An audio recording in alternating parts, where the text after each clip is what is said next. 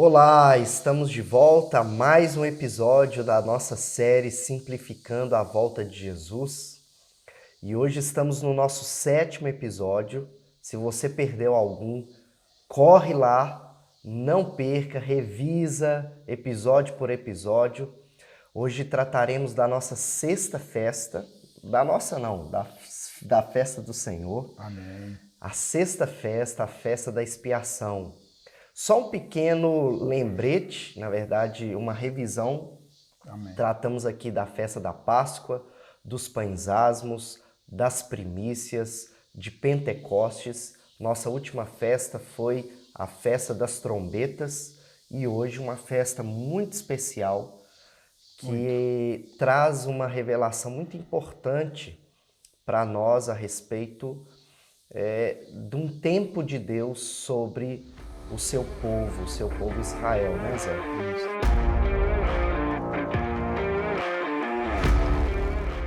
O que seria então a festa da expiação? Hoje nós vamos tratar dessa festa, uma festa muito importante, porque nós estamos tratando daquilo que nós, desde o início, nós falamos sobre o Moed, aquele calendário, aquela agenda de Deus, aquele cronograma que Deus estabeleceu para o cumprimento do seu propósito eterno.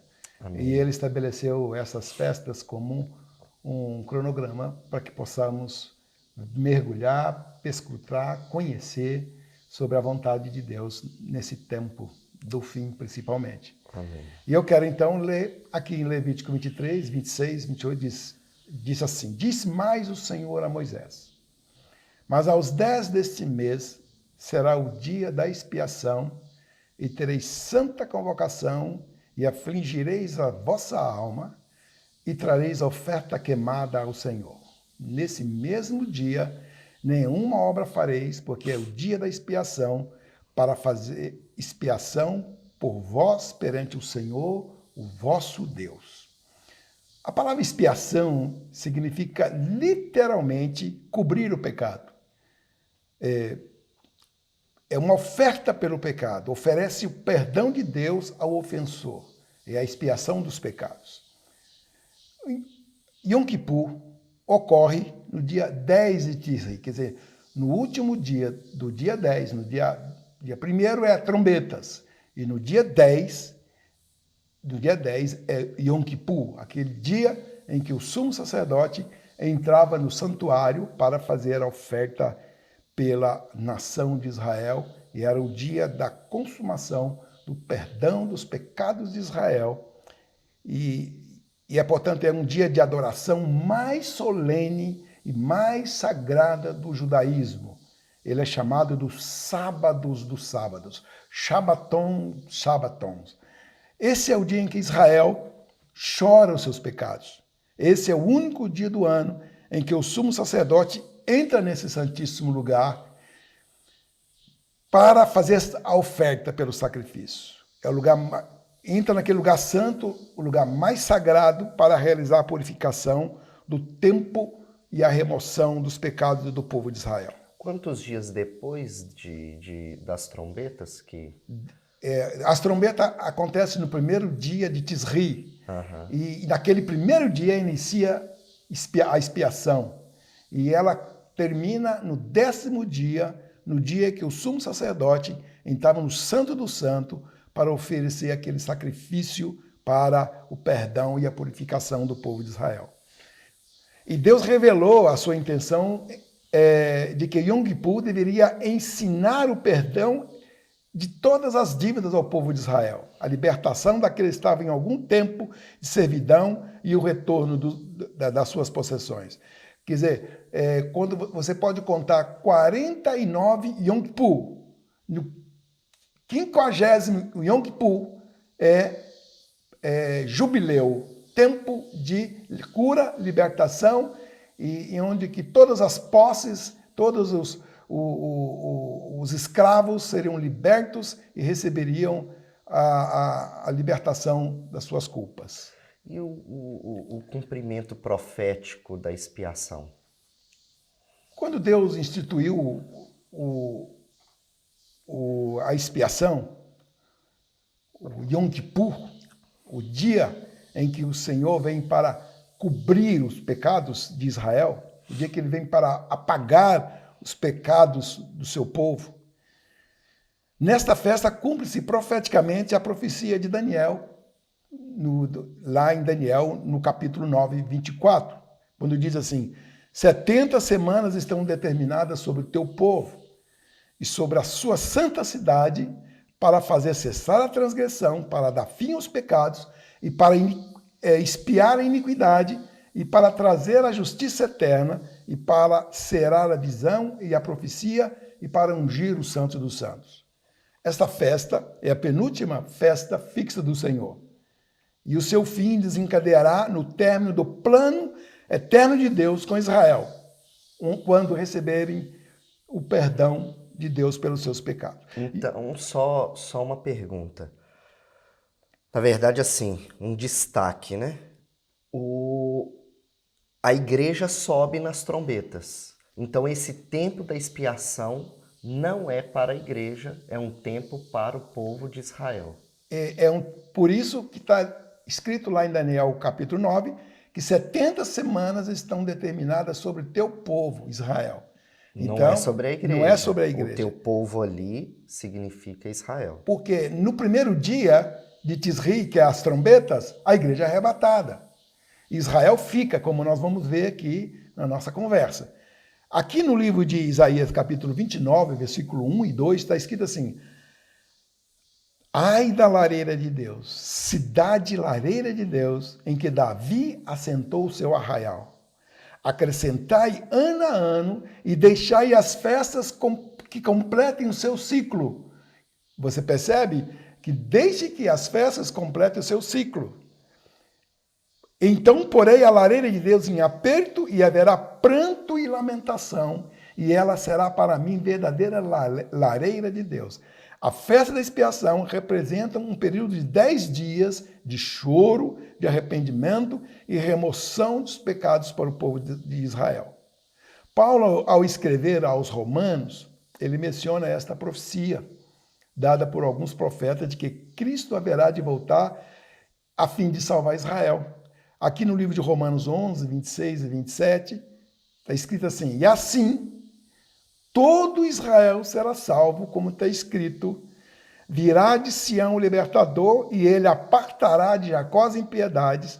Esta é a minha aliança com eles, quando eu tirar os seus pecados. E assim o Senhor removerá os pecados de Israel.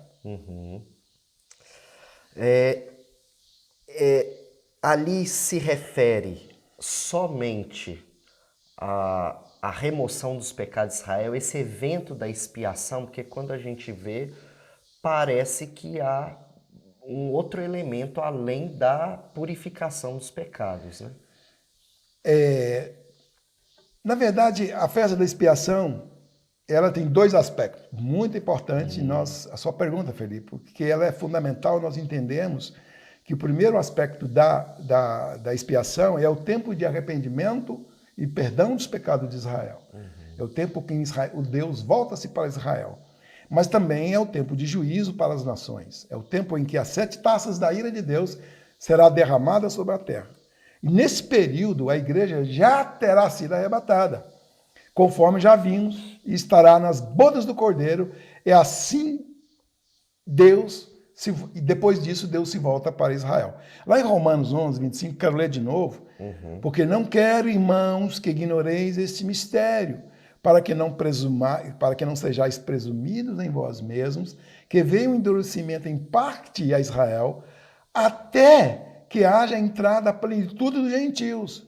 E assim todo Israel será salvo, como está escrito: virá de Sião o libertador, e ele apartará de Jacó as impiedades. Como vimos, aqui a plenitude dos gentios se dá no toque da última trombeta. Como vimos no episódio anterior, plenitude significa que o navio está cheio, os marinheiros estão embarcados, a mercadoria está em lugar e pronto para zarpar. Então, essa plenitude de gentios se dá no toque da última trombeta, com o arrebatamento dos santos.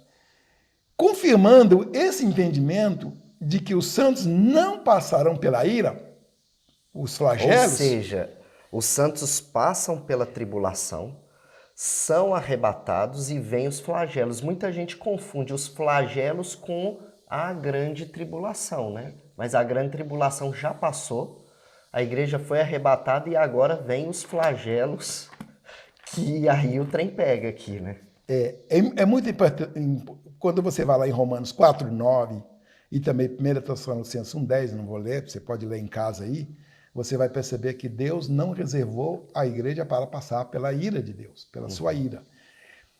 E o capítulo 15, veja aí, o capítulo 15, versículo 2 e 4 de Apocalipse, está dizendo, diz assim, vi como um mar de vidro mesclado de fogo e os vencedores da besta, da sua imagem, do número do seu nome, que se achavam em pé no mar de vidro, tendo harpas de Deus.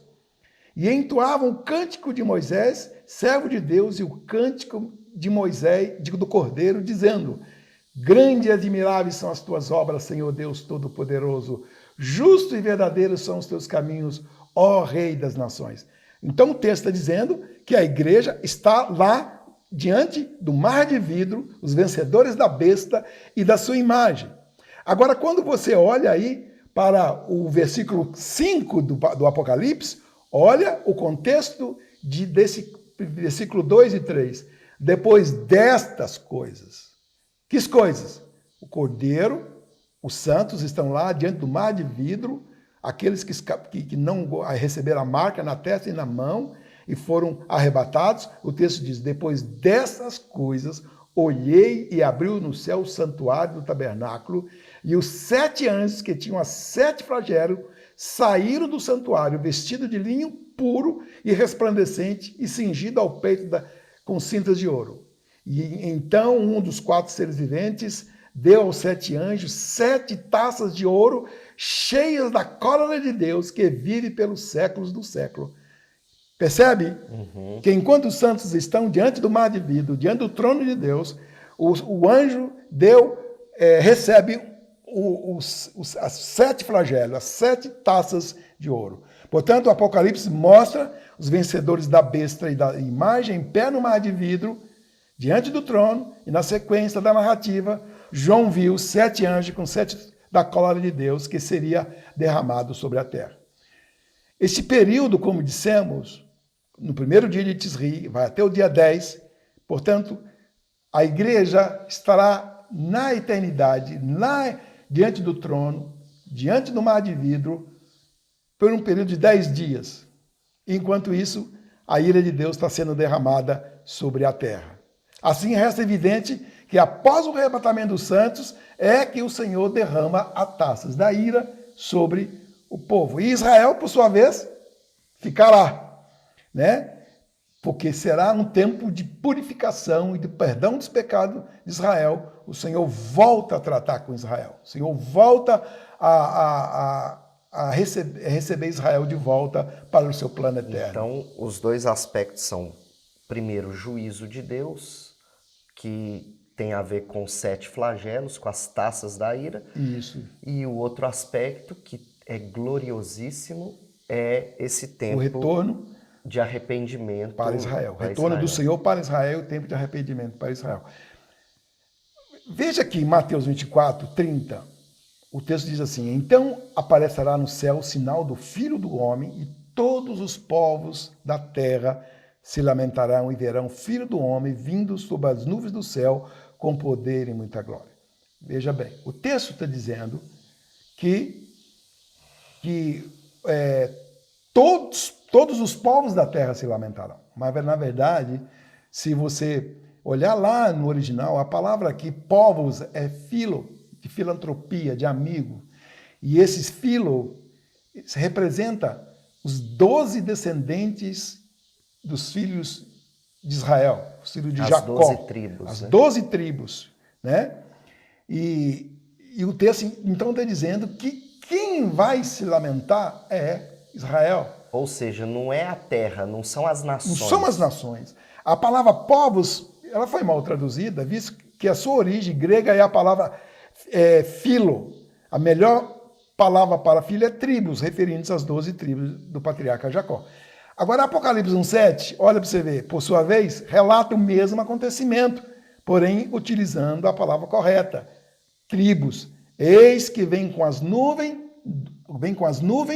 e todo olho verá, até quantos os traspassaram, e todas as tribos, filo, da terra se lamentarão sobre ele.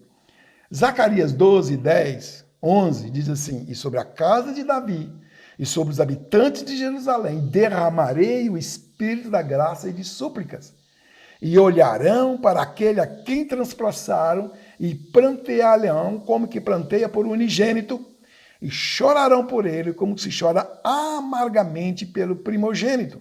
Naquele dia será grande o pranto em Jerusalém, como o pranto de Hadad e Rimon no vale de Megido.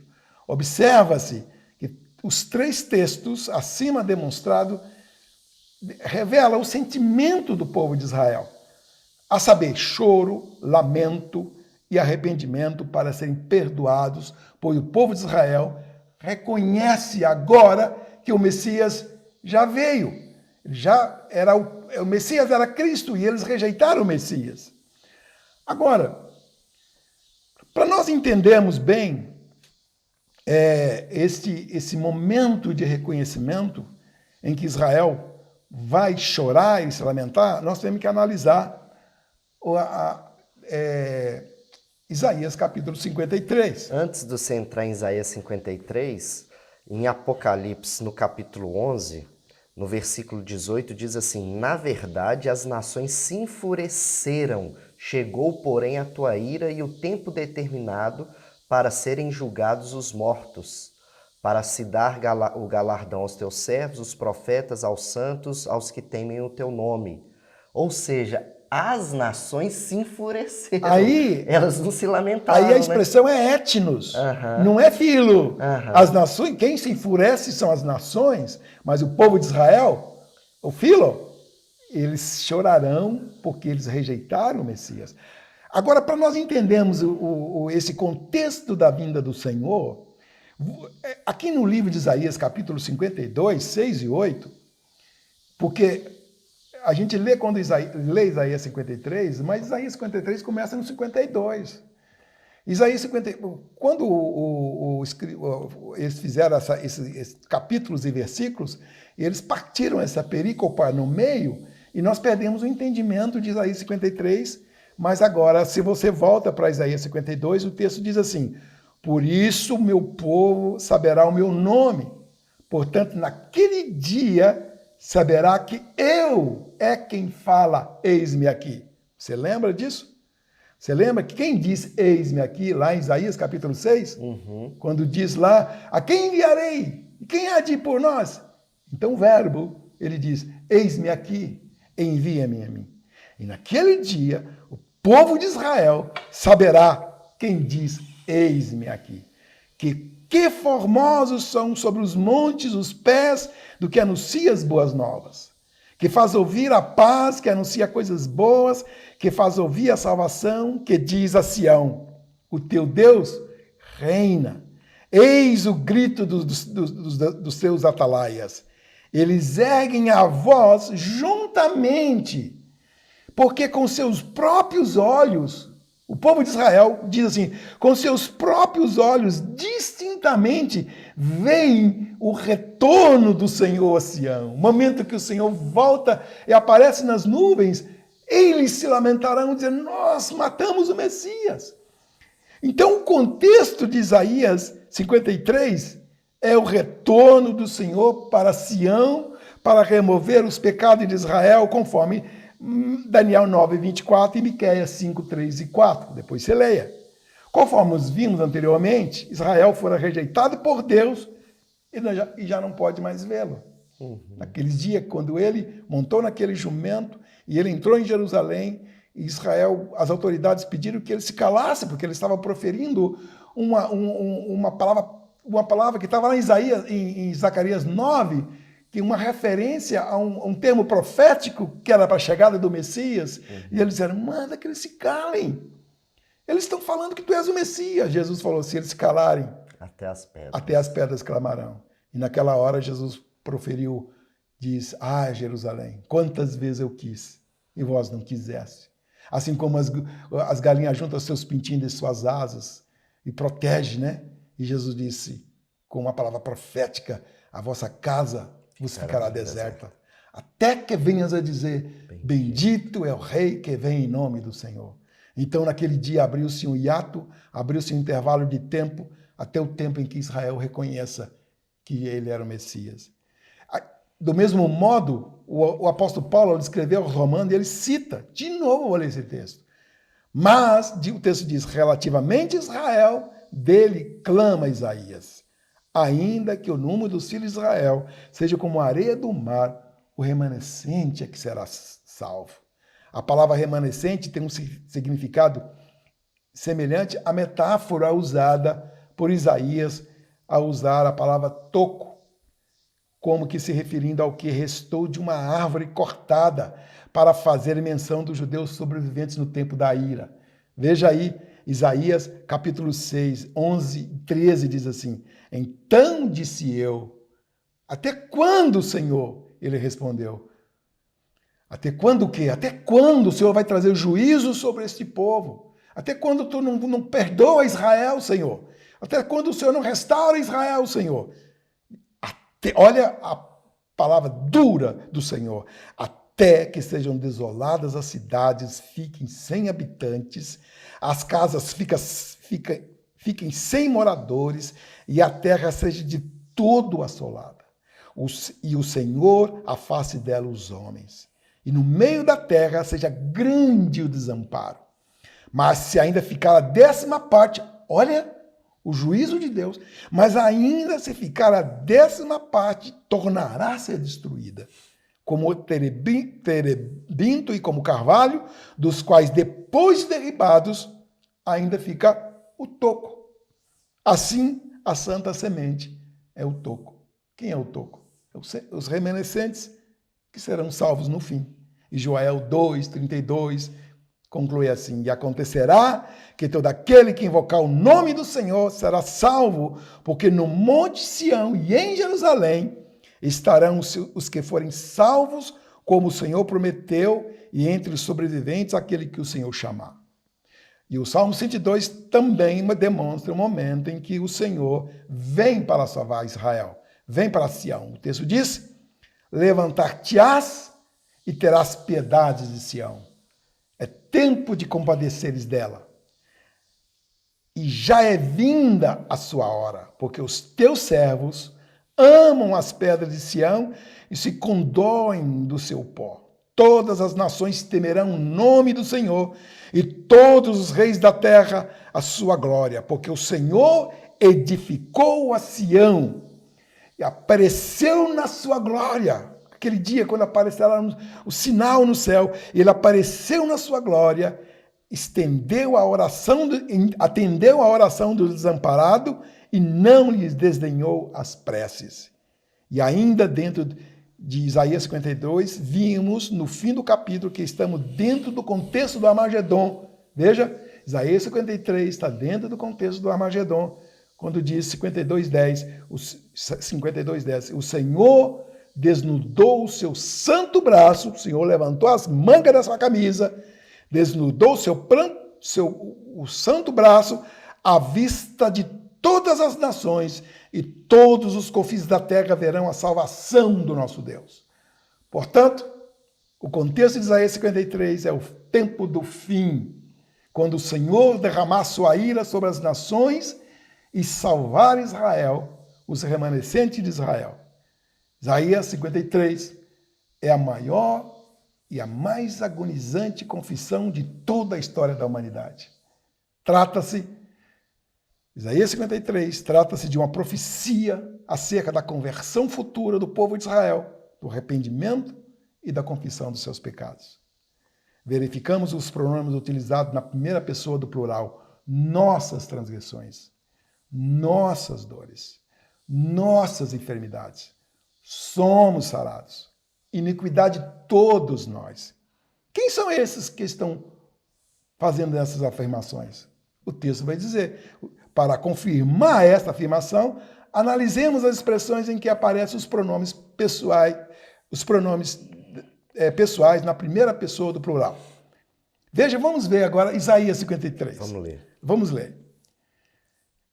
O texto diz assim: quem poderia crer naquilo que acabamos de ouvir? Olha, o povo de Israel naquele dia vai levantar as suas mãos e vai clamar por salvação. E eles vão confessar isto aqui. Quem poderia crer naquilo que acabamos de ouvir? Quem diria que o Senhor estava agindo? Como poderíamos acreditar que Deus agia na vida daquele carpinteiro? Pois o Senhor quis que o seu servo aparecesse como uma plantinha que brota e vai crescendo da terra seca. Ele não era bonito, ele não era simpático, ele não tinha beleza que nos chamasse a nossa atenção e nos agradasse. Ele foi rejeitado e desprezado por todos. Ele suportou dores e sofrimento. Ele era como alguém que não queremos. Ele era como alguém que nós rejeitamos. Nós nem mesmo olhávamos para ele, e o desprezávamos. No entanto, era o nosso sofrimento que ele estava carregando. Era a nossa dor que ele estava suportando. E nós pensávamos que era por causa das suas próprias culpas que Deus estava castigando. Até os dias de hoje, os judeus acreditam que Jesus foi castigado por causa da blasfêmia ao falar que era Deus, que era o Messias. Porém, ele estava sofrendo por causa dos nossos pecados, estava sendo castigado por causa das nossas maldades. Nós somos curados pelo castigo que ele sofreu. Somos sarados pelos ferimentos que ele recebeu. Todos nós éramos como ovelhas que haviam se perdido. Cada um de nós seguia o seu próprio caminho, mas o Senhor castigou seu servo, fez com que ele sofresse o castigo que nós merecemos. Aleluia. Ele foi maltratado, mas aguentou tudo humildemente e não disse uma só palavra. Ficou calado como um cordeiro que vai ser morto, como uma ovelha quando cortam a sua lã. Ele foi preso. Ele foi condenado e levado para ser morto. E ninguém se importou com o que ia acontecer com ele. Ele foi expulso do mundo dos vivos. Ele foi morto. Olha, por causa do pecado do nosso povo. Olha Israel confessando que tudo isso tinha acontecido por causa do pecado do nosso povo. Ele foi sepultado ao lado de criminosos, foi enterrado com os ricos, embora nunca tivesse cometido crime nenhum, nem tivesse dito uma só mentira. Em todas essas frases em que aparece o pronome pessoal na primeira pessoa do plural, não conseguimos definir quem são esses que estão dizendo. Mas na última expressão do versículo 8 fica evidente que a narrativa é feita pelo povo judeu, morto por causa do pecado do nosso povo. Deste modo, o capítulo 53 está dizendo acerca da confissão e arrependimento do povo de Israel no tempo do fim. Com isto, utilizando sempre o verbo no passado, como que arrependidos por não terem crido no Messias e rejeitado e o matado. Por outro lado, quando Cristo trata das nações, ele utiliza a palavra grega etnos, como nós vimos. E as nações, contrariamente, as 12 tribos de Israel hão de se lamentar. Apocalipse 11, 18 diz, na verdade, as nações, etnos, o texto que você leu, eu quero repetir, diz, se enfureceram. Chegou, porém, a tua ira e o tempo determinado para serem julgados os mortos, para se dar galardão aos servos e aos profetas, e aos santos, e aos que temem o teu nome, tanto os pequenos como os grandes, para destruírem os que destroem a terra. Zé, vamos aprofundar então nessa questão da expiação, desse segundo aspecto da ira de Deus. Só recapitulando, Felipe, nós vimos que Moed, Festas do Senhor, é um programa, é uma agenda que Deus estabeleceu. Então, esse programa é para que todas as coisas ficassem sujeitas ao Cordeiro, colocassem aos pés dele, para dar início, e deu início quando? Na abertura dos selos, né? Mas ao abrir o selo, inicia-se as trombetas, e no fim das trombetas, os mortos em Cristo ressuscitarão, os vivos, e nós, os vivos, nós seremos arrebatados para o encontro com o Senhor nos ares. E o que acontece? Israel fica, e as nações vão passar por debaixo desse juízo de Deus e da ira de Deus. Nesse período, inicia-se o período da ira. Nós, como está lá em Apocalipse 11:18, fala que, porém, chegou a tua ira. O tempo da ira corresponde aos 10 dias, né, subsequentes ao arrebatamento da igreja. A igreja será arrebatada e esse tempo dá início, instaura-se, na verdade, um caos na terra. As nações permanecerão irredutíveis e blasfemarão contra o Altíssimo e os santos. E eles vão blasfemar contra os céus. Os discípulos do Senhor foram arrebatados, estão no céu.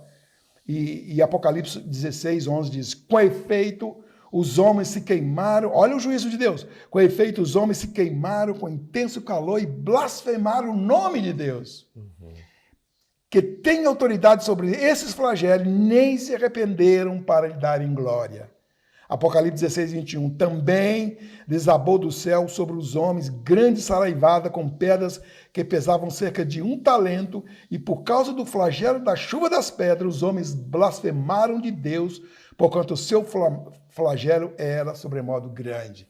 Você percebe que eles estarão ainda mais incrédulos, mais irredutíveis, mais rebeldes, e eles vão resistir a Deus. E as 7 taças da ira do Cordeiro, então, serão derramadas. O texto diz lá em Apocalipse, capítulo 10, nos dias da voz do 7º anjo. O que significa isso? Que quando você comemora, nós comemoramos a festa das trombetas, e nós somos arrebatados no primeiro dia, e inicia, então, a expiação que se estende por 10 dias. E no 7º mês, do mês de Tisri, que corresponde aos 10 dias da ira contra as nações e tempo de Deus para que Israel se arrependa. Portanto, a 7ª trombeta continuará a tocar, por isso o texto diz lá em Apocalipse 10, nos dias da voz do 7º anjo. O que significa? A 7ª trombeta continuará a soar durante o número de dias necessários para que se cumpram todos os juízos e castigos necessários sobre a humanidade. E Sofonias 1, 14, 18 diz: está perto o grande dia do Senhor, está perto e muito se apressa. Atenção! O dia do Senhor é amargo e nele clama até o homem poderoso. Aquele dia é dia de indignação, dia de angústia, é dia de alvoroço, de desolação, dia de escuridade, de negrume, dia de nuvens e de densas trevas. Dia de trombeta e de rebate contra as cidades fortes, contra as torres altas. Trarei angústia sobre os homens, e eles andarão como cegos, porque pecaram contra o Senhor, e o sangue deles se derramará como pó, e a sua carne será atirada como esterco. Nem a sua prata, nem o seu ouro os poderão livrar no dia da indignação do Senhor. Mas pelo fogo do seu zelo, a terra será consumida, porque certamente fará destruição total e repentina de todos os moradores da terra. E Zacarias, capítulo 13, 7 e 9 diz: desperta, ó espada, contra o meu pastor. Esta expressão, ela está falando de um juízo de Deus sobre Israel, porque Israel também passará por esse juízo. Ao mesmo tempo que está dando tempo de arrependimento para Israel, e diz assim: desperta a espada contra o meu pastor e contra um homem que é meu companheiro, diz o Senhor dos Exércitos. Fere o pastor e as ovelhas ficarão dispersas, mas volverei a mão para os pequeninos em toda a terra, diz o Senhor 2/3 delas serão eliminados e perecerão. Mas a terceira parte restará nela. Farei passar a terceira parte pelo fogo, purificarei como se purifica a prata e provarei como se prova o ouro. Ela invocará meu nome. Quem? Israel. Porque Israel está debaixo deste juízo. Ela invocará meu nome e eu ouvirei. E direi, é meu povo. E ele dirá, o Senhor é meu Deus. Parte de Israel, como nós podemos ver num futuro próximo, será preservada num deserto, conforme dito, e o restante dos descendentes serão mortos pelo período dos flagelos, pelas 7 taças da ira. Vejamos o contexto que se dará esses flagelos, os quais e os seus desdobramentos. Isaías 24, 17 Ou diz. seja, muitos judeus vão morrer. Muitos vão resistir, inclusive. Vão entrar dentro desse clima de enfurecimento contra Deus. Mas haverá um remanescente que vai se quebrantar e vai pedir perdão, e Deus se volta para esses. O texto de Isaías 24, 17 e 23 diz, terror, cova e laço vem sobre ti, ó morador da terra. E será que aquele que fugir da voz do terror cairá na cova? E se sair da cova, o laço o prenderá, porque as represas do alto se abrem e tremem os fundamentos da terra. A terra será de todo quebrantada, ela totalmente se romperá. A terra violentamente se moverá. A terra cambaleará como um bêbado e balanceará como rede de dormir. A sua transgressão pesa sobre ela. Ela cairá e jamais se levantará. Naquele dia, o Senhor castigará no céu as hostes celestes. Quem? Aqueles espíritos que agem no mundo do espírito, aqueles que estão nas hostes espirituais da maldade, que habitam no ar, e diziam, os reis da terra, na terra. Serão ajuntados como presos em masmorra, encerrados num cárcere e castigados depois de muitos dias.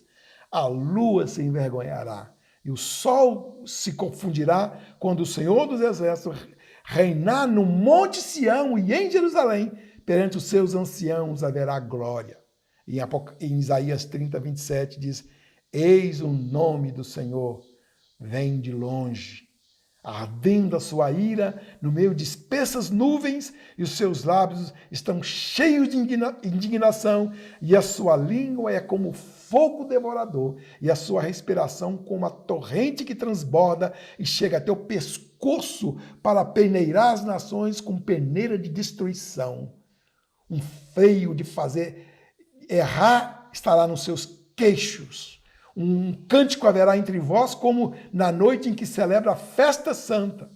E alegria de coração, como daquele que sai ao som da flauta para ir ao monte, para a rocha de Israel. E em Isaías 66, 15 diz ainda, porque eis que o Senhor virá em fogo e os seus carros como um torvelinho, para tornar a sua ira em furor e a sua repreensão em chamas de fogo, porque com fogo e com a espada entrará o Senhor em juízo com toda a carne, serão muitos os mortos da parte do Senhor. Este será o tempo de ira de Deus, e nesse tempo nenhum homem poderá escapar. E finalizando, aqui em Isaías capítulo 14, diz assim, então sairá o Senhor e pelejará contra estas nações, como pelejou no dia da batalha. Como foi no dia da batalha? Aquele dia, quando Josué estava na guerra contra os amorreus, e ele orou e mandou que o sol e a lua parassem até que ele pudesse ganhar aquela guerra. E Deus mandou do céu uma chuva de saraiva, que mais foram os que morreram pela chuva das pedras que com a espada de Josué. E vai acontecer isso de novo. Saraiva são gelo, são pedras, são gelo. Então o Senhor sairá e pelejará contra essas nações, como pelejou no dia da batalha. Naquele dia estarão seus pés sobre o Monte das Oliveiras, que está defronte de Jerusalém, para o oriente. O Monte das Oliveiras será fendido pelo meio, para o oriente e para o ocidente, e haverá um vale muito grande. Metade se apartará para o norte, a outra metade para o sul. e fugireis, o povo de Israel, e diz, fugireis pelo vale dos meus montes, porque o vale dos montes chegará até Azal, e assim fugireis como fugiste do terremoto nos dias de Uzias, rei de Judá. Então virá o Senhor, meu Deus, e todos os santos com ele. Olha, então nós estamos falando aqui da terceira vinda. Primeira vinda veio para os que eram seus. Segunda vinda veio para os seus. Ele voltará para os seus. E a terceira vinda voltará com os seus. Então, o texto diz, então virá o Senhor, meu Deus, e todos os santos com ele. Em Apocalipse 19, 12, 16 diz, e vi o céu aberto, e eis um cavalo branco, e seu cavaleiro se chama Fiel e Verdadeiro, e julga e peleja com justiças. Os seus olhos são chamas de fogo, e na sua cabeça há muitos diademas, e tem um nome escrito que ninguém conhece, senão ele mesmo. Está vestido com um manto tinto de sangue, e o seu nome se chama o Verbo de Deus, e seguia nos exércitos que há no céu, montando cavalos brancos com vestiduras de linho finíssimo, branco e puro, e sai da sua boca uma espada afiada para com ela ferir as nações. E ele mesmo as regerá com cetro de ferro, e pessoalmente pisa o lagar do vinho, do furor, da ira do Deus Todo-Poderoso. E tem no seu manto e na sua coxa o nome escrito Rei dos Reis e Senhores dos Senhores. Aleluia. Aleluia. E aqui, terminando, Isaías 63, 1 a 6, diz, quem é este que vem de Edom e de Bosra, com vestes de vivas cores, que é glorioso em sua vestidura e que marcha na plenitude da sua força? Sou eu que falo em justiça e poderoso para salvar. E por que está vermelho o traje das suas vestes, como a daquele que pisa as uvas do lagar? O lagar, olha, ele diz, eu pisei sozinho, e dos povos nenhum homem se achava comigo. Ele não vai se envolver a igreja nisso, ele sozinho. E ele diz, eu pisei as uvas na minha ira, e no meu furor as esmaguei, e o seu sangue me salpicou as vestes e me manchou o traje todo. Porque o dia da vingança me estava no coração, e o ano dos meus redimidos é chegado. E olhei, e não havia quem me ajudasse, e admirei-me que não havia quem me sustivesse, quem me segurasse. Pelo que o meu próprio braço me trouxe a salvação, e o meu furor me susteve. E na minha ira pisei os povos no meu furor, embriaguei-os derramando por terra o seu sangue. No momento, portanto, cumpre-se o mistério anunciado pelos apóstolos e profetas de que todo Israel será salvo, e que Deus apartará de acordo às suas impiedades e fará a transgressão e dar fim aos pecados e selar a visão e trazer juízo sobre as nações. Portanto, a expiação, ele tem dois aspectos, a salvação de Israel e o juízo de Deus sobre as nações. Aleluia, aleluia. Encerramos assim nossa festa da expiação. Nós fomos extremamente abençoados. Esse Aleluia. tempo foi até mais longo do que os últimos episódios. Então, nós aguardamos você para o próximo episódio, o nosso último episódio, a nossa última festa, a Festa dos Tabernáculos. E não se esqueça de se inscrever no nosso canal, de ativar o sininho para que você receba todas as nossas notificações. Não esqueça de dar o seu like nesse vídeo. Fazer o seu comentário também, né? Fazer o comentário, importante. Perguntar, né? Tirar dúvidas. Fazer perguntas, né? E divulgar para o máximo de irmãos Aleluia. Espalhados aí por todo o Brasil. Deus abençoe e até o próximo episódio. Amém.